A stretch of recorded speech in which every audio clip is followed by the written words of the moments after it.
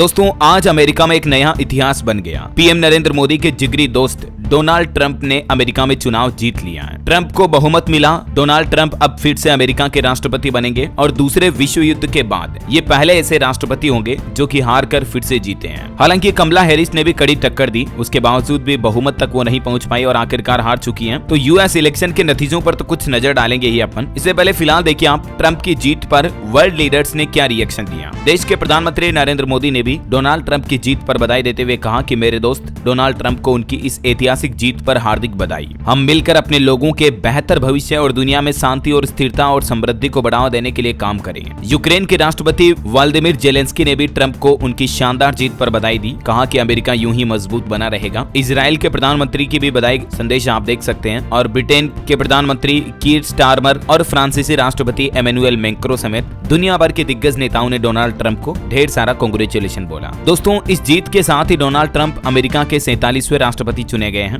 उन्हें 538 सीटों में से 277 सीटें मिली हैं, जो कि बहुमत के लिए 270 सीटें ही चाहिए थी, इससे भी 7 ज्यादा हैं। वहीं डेमोक्रेटिक पार्टी की कैंडिडेट कमला हैरिस कड़ी टक्कर के बावजूद 224 सीटें ही जीत पाई। ट्रंप साल 2016 में पहली बार अमेरिका के राष्ट्रपति बने थे और उसके बाद 2020 में अमेरिका के वर्तमान राष्ट्रपति जो बाइडेन से हार गए थे। वैसे ताजा नतीजों के बाद ट्रंप दूसरे विश्व युद्ध के बाद पहले ऐसे राजनेता बन चुके हैं जो 4 साल के गैप के बाद अमेरिका में दोबारा राष्ट्रपति बनने जा रहे हैं। और एक दिलचस्प बात यह है दोस्तों कि अमेरिकी इतिहास में ट्रंप पहले ऐसे लीडर भी बन गए हैं जिन्होंने राष्ट्रपति चुनाव में 2 बार महिला कैंडिडेट को हराया है। और संयोग देखिए जरा, एक और दिलचस्प फैक्ट ये है कि 2016 और 2024 दोनों बार महिला कैंडिडेट तभी थी जब ट्रंप चुनाव लड़ रहे थे और दोनों ही बार ट्रंप ही जीते हैं। अमेरिकी संसद के ऊपरी सदन में भी ट्रंप को बहुमत मिला, यानी जैसे हमारे संसद में 2 सदन होते हैं ना, लोकसभा राज्यसभा, वैसे अमेरिका संसद के भी 2 सदन होते हैं, एक सीनेट और दूसरा होता है हाउस ऑफ रिप्रेजेंटेटिव्स। तो सीनेट में भी कुल सीटें 100 हैं, बहुमत के लिए 51 चाहिए। तो ट्रंप की जो रिपब्लिकन पार्टी है उसको 51 सीटें मिल चुकी हैं।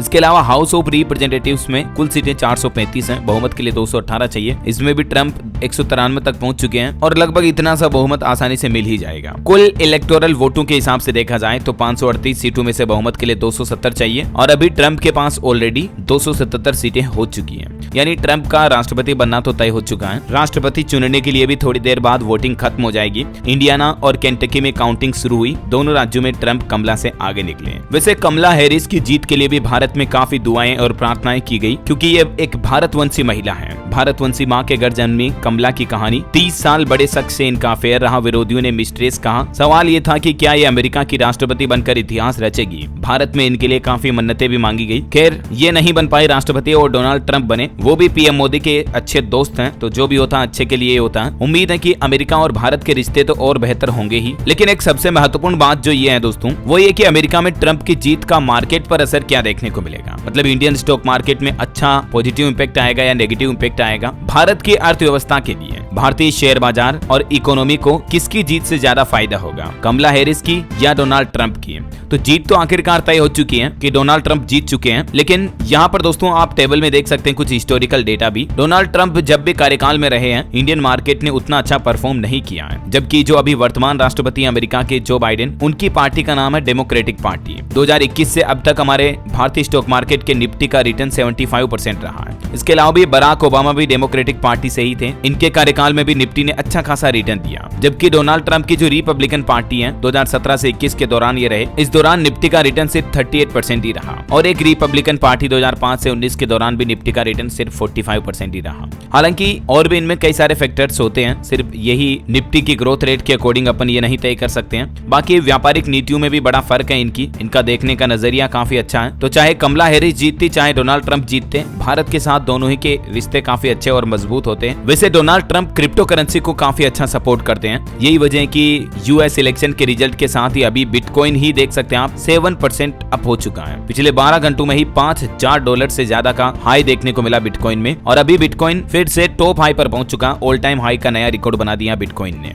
$74,000 से भी ऊपर इसका वैल्यू हो चुका है और इसके पीछे वजह यह है कि डोनाल्ड ट्रंप जो है क्रिप्टो करेंसी वगैरह को अच्छा खासा सपोर्ट करते हैं। और हमारे विदेश मंत्री एस जयशंकर से भी एक सवाल किया गया कि कमला या ट्रंप में से किसकी जीत भारत के रिश्तों के लिहाज से अच्छी होगी। तो जयशंकर ने बड़ी ही समझदारी से जवाब देते हुए कहा कि अमेरिकी चुनाव के परिणाम चाहे जो भी रहो, लेकिन अमेरिका के साथ भारत के संबंध और मजबूत ही होंगे। तो कुछ यूं रहा दोस्तों यूएस इलेक्शन रिजल्ट्स का नतीजा और अपडेट। डोनाल्ड ट्रंप की फाइनली जीत हो चुकी है। Many congrats. और डोनाल्ड ट्रंप भी जो पीएम मोदी के अच्छे दोस्त हैं, मिस्टर मोदी कहते हुए तो आपने इनके मुंह से सुना ही होगा। तो उम्मीद है कि भारत के साथ अमेरिका के रिश्ते और मजबूत होंगे, अच्छे होंगे।